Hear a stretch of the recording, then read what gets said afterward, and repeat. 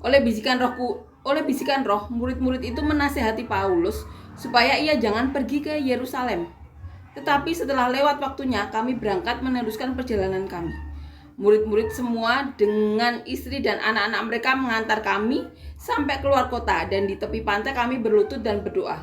Sesudah minta diri kami naik ke kapal dan mereka pulang ke rumah. Dari Tirus kami tiba di Ptolemais, dan disitulah berakhirlah pelayaran kami. Kami memberi salam kepada saudara-saudara dan tinggal 1 hari di antara mereka. Pada keesokan harinya kami berangkat dari situ dan tiba di Kaisarea. Kami masuk ke rumah Filipus, pemberi berita Injil itu, yaitu satu dari ke-7 orang yang dipilih di Yerusalem, dan kami tinggal di rumahnya. Filipus mempunyai 4 anak darah yang beroleh karunia untuk bernubuat. Setelah beberapa hari kami tinggal di situ, datanglah dari Yudea seorang nabi bernama Agabus. Ia datang pada kami, lalu mengambil ikat pinggang Paulus. Sambil mengikat kaki dan tangannya sendiri, ia berkata, "Demikianlah kata Roh Kudus. Beginilah orang yang mempunyai ikat pinggang ini akan diikat oleh orang-orang Yahudi di Yerusalem dan diserahkan ke dalam tangan bangsa-bangsa lain." Mendengar itu, kami bersama-sama dengan murid-murid di tempat itu meminta supaya Paulus jangan pergi ke Yerusalem. Tetapi Paulus menjawab, "Mengapa kamu menangis dan dengan jalan demikian mau menghancurkan hatiku? Sebab aku ini rela bukan saja untuk diikat, tetapi juga untuk mati di Yerusalem oleh karena nama Tuhan Yesus." Karena ia tidak mau menerima nasihat kami menyerah dan berkata, "Jadilah kehendak Tuhan." Jadi di sini diberi judul Paulus di Tirus dan di Kaisarea. Di peristiwa ini kita tahu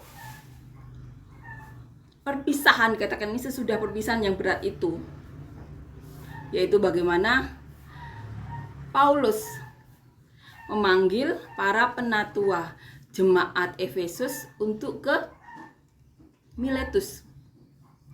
Di situ Paulus memberi nasihat, memberikan kesaksian juga apa saja yang sudah dilakukan, juga memperkatakan kata-kata Tuhan Yesus, lebih baik memberi daripada menerima.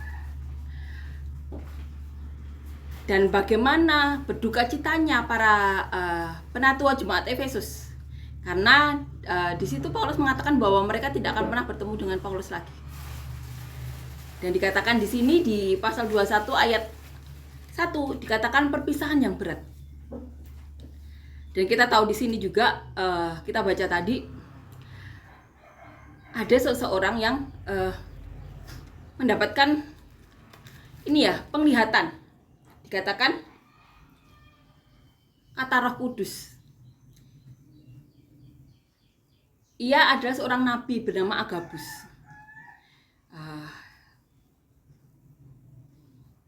Berkata demikian Roh Kudus kepada Agabus, "Beginilah orang yang mempunyai ikat pinggang ini akan diikat oleh orang-orang Yahudi di Yerusalem dan diserahkan ke dalam tangan bangsa-bangsa lain."